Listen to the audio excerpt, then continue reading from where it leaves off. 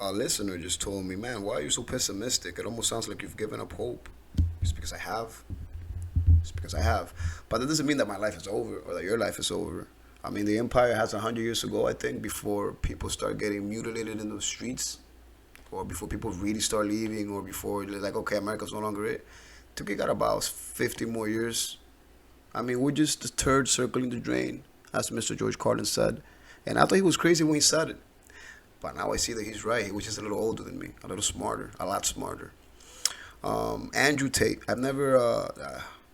I'm not. I don't, I'm not too much of a follower of people. I'm really am not. I am not impressed by almost anyone. But they canceled Andrew Tate from every platform.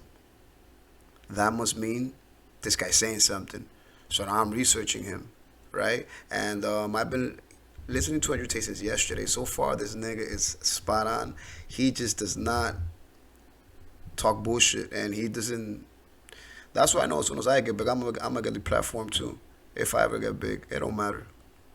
I do this for my brain and for my sanity, and for those that care to listen.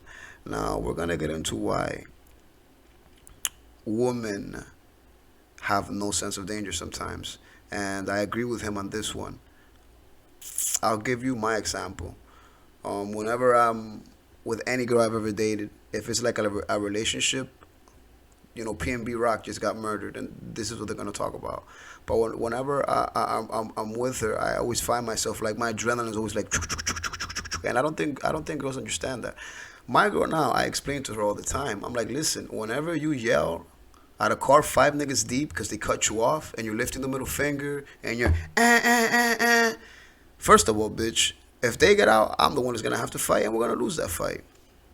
You know, extra women are extra rude to people. I'm like, yo, they could spit in your food, even when you're having sex with women. I noticed that when I was young, I'm like having sex with girls, and they completely lose their shit. They lose their shit. And I've told myself, because I used to be a straight criminal, I was always thinking about how to rob and shit. And I was like, you can easily rob a woman. All you gotta do is have the right guy fuck her, and you can just sneak in, and she won't know what's going on. The same thing could be said for a guy, but it's not the same, man. Guys are way more on point. If you're a guy, you already know. You found yourself, like, you know what's going on, and the woman that you're having sex with is out of her fucking mind. Her eyes are in the back of her head, and she doesn't know what the fuck is going on. There's just millions of examples of women not having a sense of awareness that shit's dangerous out there. It turns on women at nighttime. I've noticed. Like, I'm a bartender, and when I leave the bar, it's like 4 in the morning, sometimes 3, and I noticed that the girls are a lot friendlier inside the bar. Once they hit the alleyway, once they hit the street, oh man, they're clutching to their purses, and they're no longer friendly. I think that's the only time I've noticed from human watching that woman's sense of danger turn on. But you know how women act at 4 a.m. in the alleyway? That's how I always act, 24/7, even in my own home. Just yesterday, I heard the fucking gate open, and my girl started laughing how I got up crazy and fucking grabbed a knife and looked. I wasn't expecting fucking visits, but she thought that was funny. Perfect. You see, that just happened yesterday. She doesn't have a sense of real danger. Anyway, let's listen to Andrew Tate. I agree with him.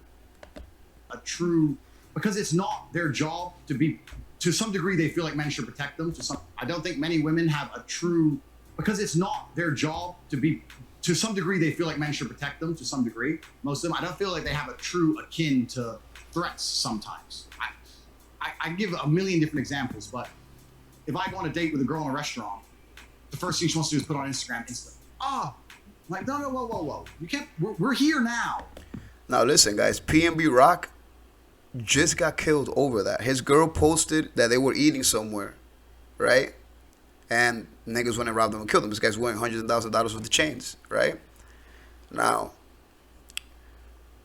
anybody that knows me knows that my Instagram is fucked. Y'all niggas are never gonna know where I'm at. I don't post shit a day later. I post shit weeks later, months later, a year later.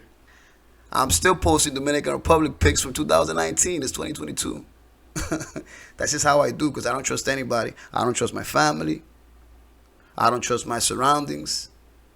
I trust a couple of my friends, the ones that I call friends. I don't trust nobody, G. But that's just me. Like, you can't be putting that we're all in this restaurant with the napkin and the that's how they kill Pop Smoke. Like, calm down. But it doesn't consider their mind as a threat, or that many women don't accept that there are groups of men right now sitting in rooms, scrolling social media, looking for someone to get. Looking for someone to get. They're just sitting, 10 brothers from fuck knows where, sitting there just going, that was 10 minutes ago, this tag. Oh, Mr. Bugatti. Yeah. Tate's in Miami at the club right now. It's real. It doesn't really cross female consciousness sometimes. And I understand why, because I think if a woman knew how dangerous the world is, she wouldn't leave the house. So it's easier just to not look at that world. Motherfucker, spot on. He is Do you spot want to know on. how I helped my client? He's spot on. There you go, Andrew Tate. Andrew Tate. I'm promoting this fucking guy, bro. A man speaks the truth is a man that I promote.